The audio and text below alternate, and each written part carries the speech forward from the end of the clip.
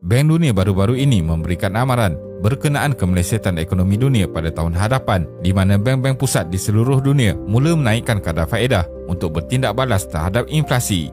Trend ini dijangka akan berterusan dan ia juga dijangka akan memberi kesan buruk yang berpanjangan.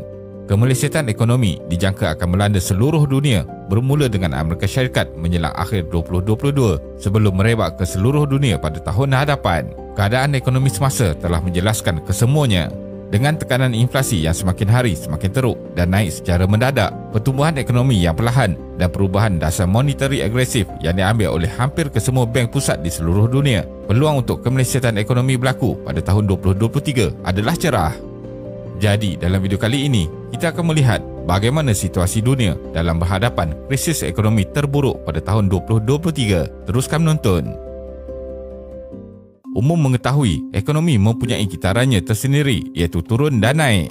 Seperti gelombang pasang surut air di lautan, apabila ekonomi naik, ia dipanggil pertumbuhan ekonomi. Tetapi apabila ia turun, ia dipanggil pengucupan ekonomi atau kemerosotan ekonomi.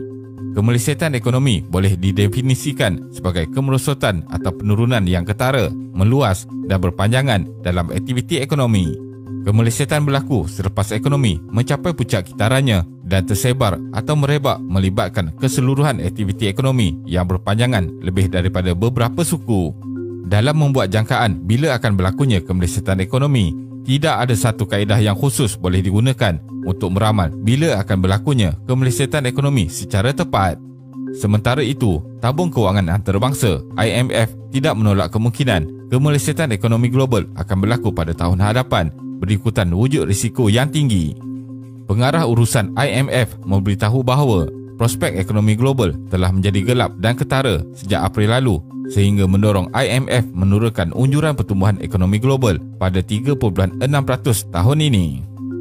Tahun 2021, ekonomi global berkembang pada kadar 6.1%.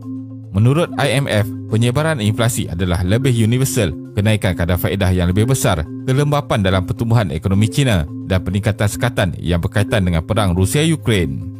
Data ekonomi terkini menunjukkan beberapa ekonomi besar termasuk China dan Rusia telah mengalami penguncupan pada suku kedua sambil menyatakan risiko lebih tinggi pada tahun 2023. Kawalan ketat keadaan ekonomi yang berpanjangan akan merumitkan prospek ekonomi global, namun adalah penting untuk mengawal harga yang melonjak. Bukan itu sahaja, perbezaan risiko yang semakin meningkat antara dasar fiskal dan monetary dan menggesa